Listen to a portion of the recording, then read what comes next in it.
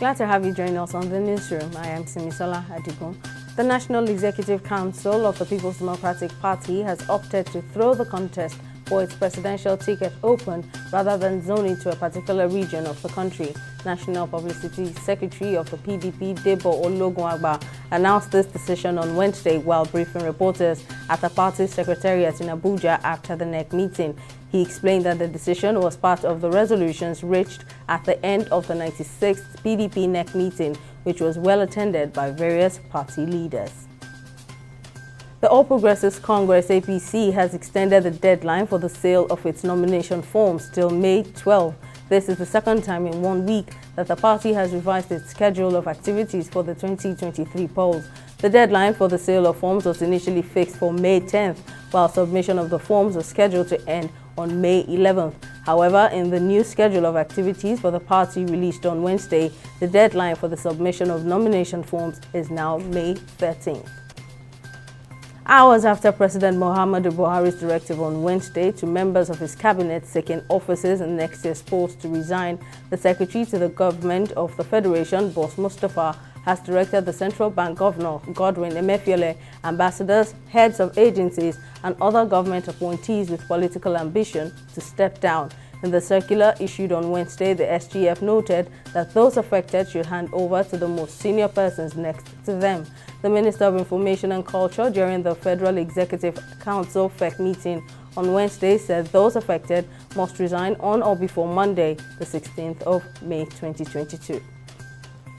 A United Nations Weibo post on the World Health Organization chief's comment that China's zero-tolerance COVID-19 policy is not sustainable was removed from the Chinese social media platform on Wednesday morning shortly after being published. The item on WeChat explained that Ghebreyesus's article had been prohibited from sharing because it had violated relevant laws and regulation. China's authorities say the country is adamant that it will stick to its zero-COVID policy to fight the disease that first emerged in the city of Wuhan in late 2019, warning last week against criticism of a policy that it says is saving lives.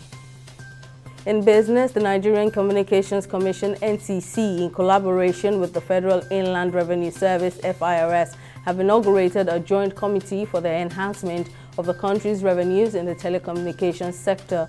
Director of Public Affairs at the NCC, Ikechukwu Adinde, disclosed this in a statement on Wednesday.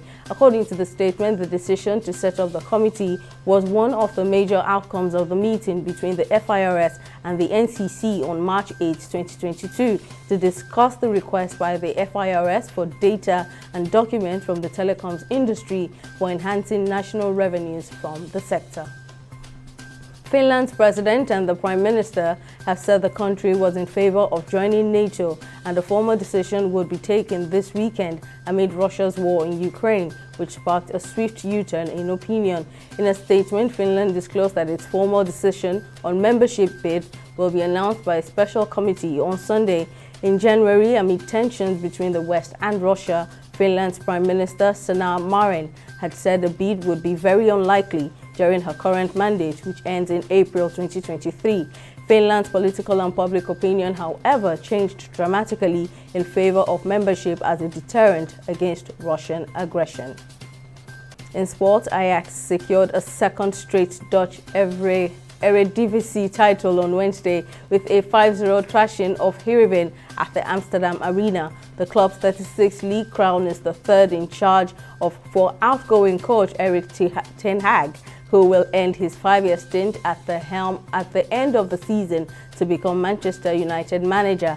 Ajax now have a 4-point lead over second-place PSV Eindhoven, who beat Nijmegen 3-2 with one match remaining. That's all on the newsroom at this time. Join us again in the next hour for more updates. I am Simisola Adigun.